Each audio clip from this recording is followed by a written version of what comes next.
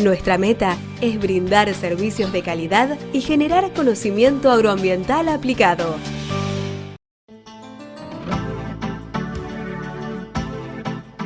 Bueno, estamos aquí en la Universidad Nacional del Sur, en el Departamento de Agronomía, y vamos a hablar con el doctor Maximiliano Garay, que es del área de suelos y aguas, y nos va a hablar un poco acerca de la importancia de realizar análisis de suelos.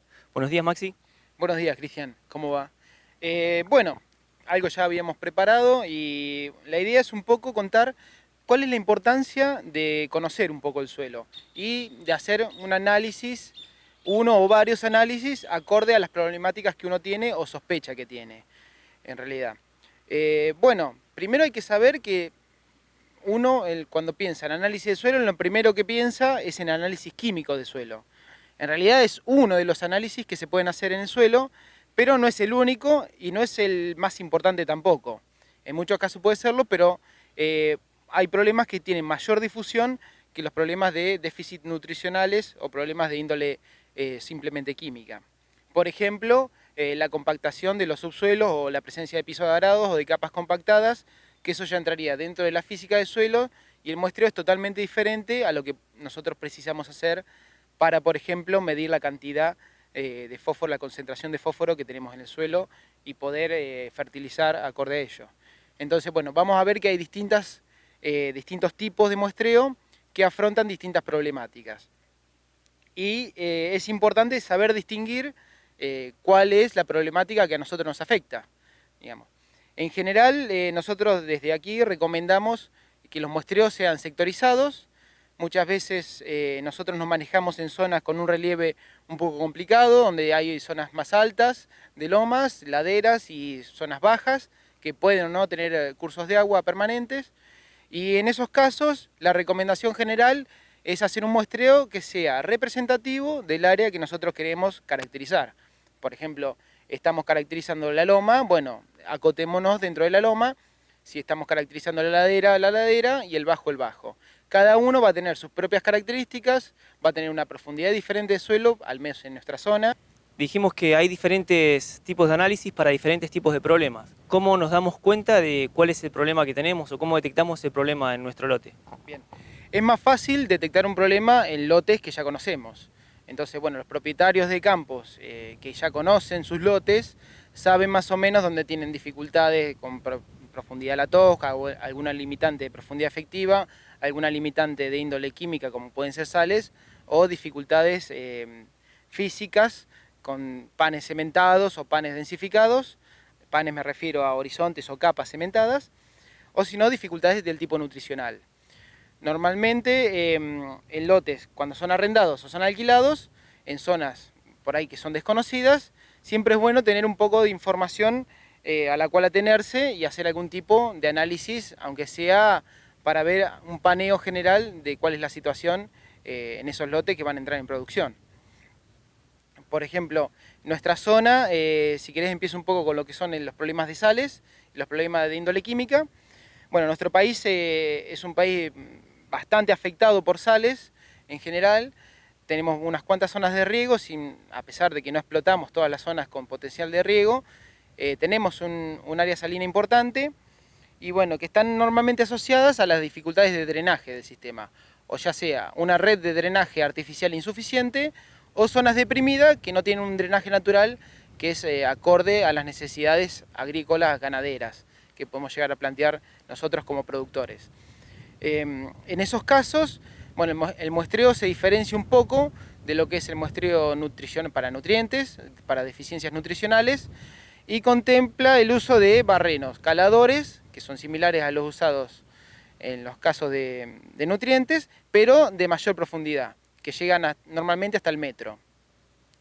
¿Eso que nos permite? Bueno, nos permite identificar zonas del perfil o capas que están más salinizadas, siguiendo un poco el movimiento de las sales. Normalmente cuando hablamos de salinidad son sales solubles, es decir, que se mueven con la humedad. Cuando tenemos un flujo percolativo descendente, es decir, tenemos un suelo que está moderadamente húmedo, hay lluvias o un riego, tenemos un flujo percolativo descendente, las sales acompañan a la humedad, acompañan al agua y normalmente se van en profundidad hacia una napa freática. Cuando la demanda del ambiente es alta, por ejemplo en verano hay mucha evapotranspiración, tenemos un ascenso capilar que puede ser muy importante, sobre todo en suelos de textura más fina, y en ese caso las sales van a tender a subir, entonces se van a acumular en las capas superiores o directamente en la superficie del suelo. Entonces por eso es importante abarcar una profundidad de al menos 1 metro en el muestreo que hacemos por sales. Y si detectamos la presencia de una napa freática, es importante también obtener una muestra de esa napa para ver qué calidad tiene ese agua y qué conductividad tiene, para ver cómo nos está aportando sales al suelo y si ese es el factor de aporte, que normalmente es así, a menos que estemos en zonas donde tenemos depresiones muy acentuadas, lagunas de tipo saladas o directamente estamos cerca del mar. En esos casos, bueno, el aporte viene ya por los sedimentos, el tipo de sedimento y también por las napas. Cuando tenemos ese tipo de muestreo tan extendido en profundidad, bueno, lo normal es separarlo en capas un poco más pequeñas, pueden ser de 30, 40, 50 centímetros, depende de las características del suelo, y de esa manera detectamos dónde está el mayor problema.